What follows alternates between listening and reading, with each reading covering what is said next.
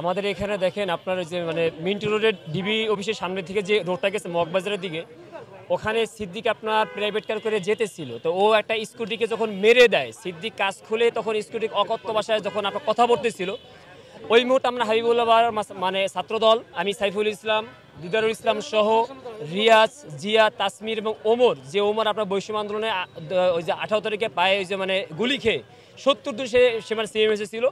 আমরা যখন দেখি তারপর সে আমাদেরকে, আমি বলি যে এই সেই আওয়ামী লীগের সেই দোসর যে বৈষম্য আন্দোলনে সেই বিগত দিনে জানেন ভারপ্রাপ্ত চেয়ারম্যান তারেক রহমানকে নিয়ে অকথ্য ভাষায় সেই কথা বলেছেন। সাবেক 3 বারের প্রধানমন্ত্রী মানে দেশনেত্রী এবং খালেদা জিয়া তাকে নিয়ে অকথ্য ভাষায় কথা বলেছেন। এটা এবং সর্বোপরি আমাদের মানে হৃদয়ের স্পন্দন যে ইসলাম যে ধর্ম নিয়ে আমরা বেঁচে দিই, সেই ধর্ম নিয়ে সে অকথ্য ভাষায় তিনি ওই যে কথা বলেছেন।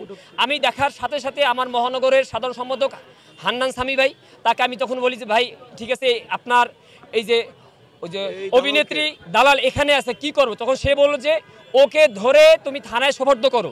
তা ও আমাদেরকে দেখে ডিবি অফিসে তখন দৌড় দেয়। ডিবি এখানে ওই যে অফিসার ছিল, তার কাছে বললো ভাই আমাকে ভিতরে দেন। আমি ডিবি যেহেতু আপনার কাছে যেহেতু আসছে, এই সিদ্দিক আসছে, হয় আপনাকে ভিতরে নেবেন, না হয় আপনি আইনের হাতে দেন।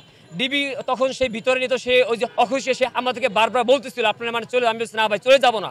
এরপর পুলিশ এসে পুলিশ এসে সিদ্দিককে সেভ করার জন্য তারা বারবার আমাদের হাত থেকে যখন নিয়ে যায়, তখন বলছি ভাই এই হলো সেই সিদ্দিক। পরে পরবর্তীতে পুলিশই সেই মানে থানা যখন ইনফর্ম করা হয়, থানার ওসি সে নিজে আপনার এখান থেকে ওই যে মানে গাড়ি যখন পাঠিয়ে দেয়, তখন গাড়িতে দেখা গেছে আমরা তখন সিদ্দিককে ধরে নিয়ে আমরা এই যে আইনের হাতে সোপর্দ করি। মানে পুলিশ আমাদের প্রতি আসলে পরবর্তী আমাদের অনেক সহযোগিতা করেছেন আপনারা।